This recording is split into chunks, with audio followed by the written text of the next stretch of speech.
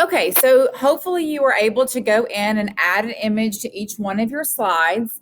The next thing I want to show you guys how to do is to adjust your background. One of the requirements for your larger grade will be to go in and customize your backgrounds. So to do that, we're going to go up here to the top to our menu items to slide. And after we choose slide, we're going to go down about midway to change background.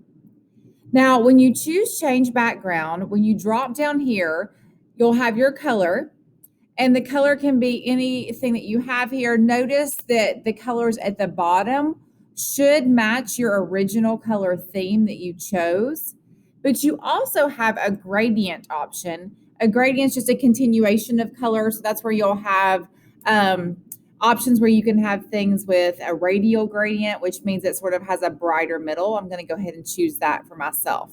So one more time, it is slide, change background, drop down with the color, and then let's just go ahead and apply a gradient to slide 3, which is your second period class. Go ahead and do that now. You can pause me if necessary. I'm going to move on to a different background for slide 4. So you may have noticed when you did your change background situation a few moments ago with your gradient that it does give you an option to add a picture for your background. I will tell you that that's not the best way to do that because it doesn't allow you to adjust the transparency or to fade the picture out. So I think you kind of have enough common sense to understand that whenever you add in text, the text needs to be readable. And if the picture's too bright and dark, then you no longer will be able to read that text.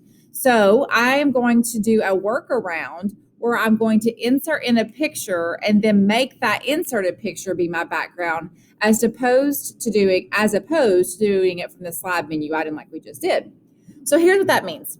I'm going to choose insert, image. I'm going to search the web. This time, insert image, search the web. This time I'm going to go in and I'm going to look at puppies because it's the morning today for me and I feel like starting my day off with looking at a cute pup. Oh, I'm going to go with that one. Once I choose my background, I'm going to choose insert. And now you can see that I, first of all, need to stretch the image to where it actually matches the background. Now, if we were in class, I would say, okay, guys, let's raise our hands and tell me what do I need to do now to make this be an actual background?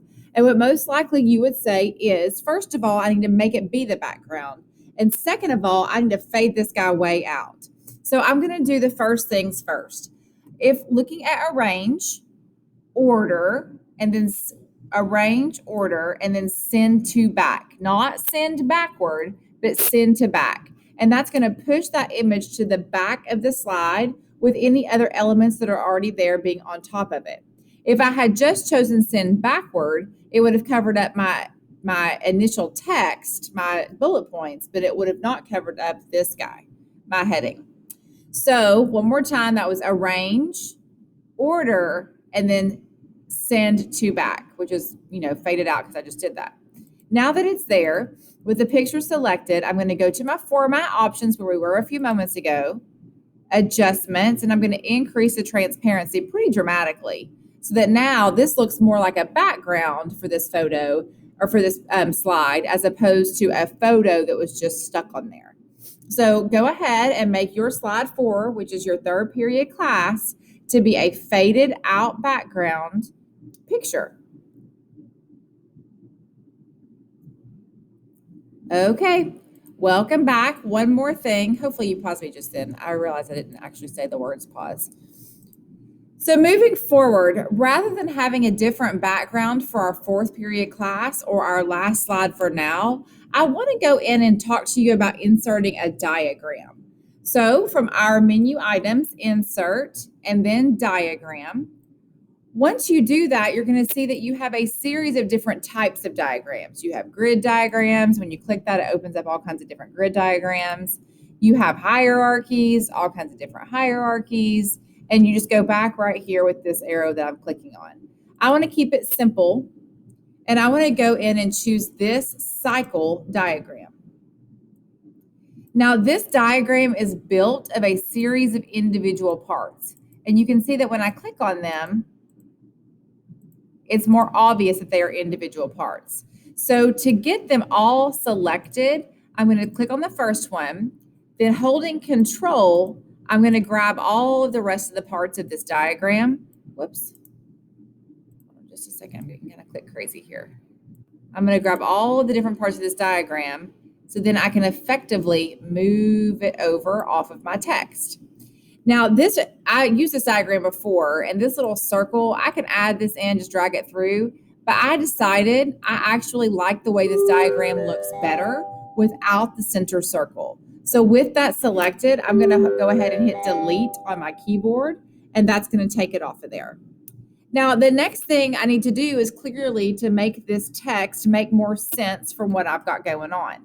So I want to click inside the text box, and I'm just going to clear out the existing text and change it to the things that we've done in this class. So I'm going to choose Google Sheets because that's what I'm on. I'm just typing in content for what makes more sense for the class that I'm on, which for me, my fourth period class is another section of computer applications. Yours will have to be adjusted based on the class that you're working with. Google Slides. And then lastly, over here, hopefully you remember a few weeks ago, we went and worked in Google Docs. Now this is okay, but I still feel like I can do a little bit better with this text. So I'm going to go select the text and then increase up here at the top just to make it easier to read. Okay. So take a moment to do that same thing once you input in your text. I know I'm moving quickly, but again, the purpose of the video is for you to pause and review. And then voila, I'm finished. I have a diagram now that enhances the professionalism of this slide, that makes it more interesting and memorable, but is really just a built-in feature that you have within Google Slides. One thing I did not do is I want to show you that you can adjust the color before you select it. It's not going to change it now, of course. But if you wanted to go in and change the color of your cycle before you used it, then that's obviously something that's available in this cycle section as well.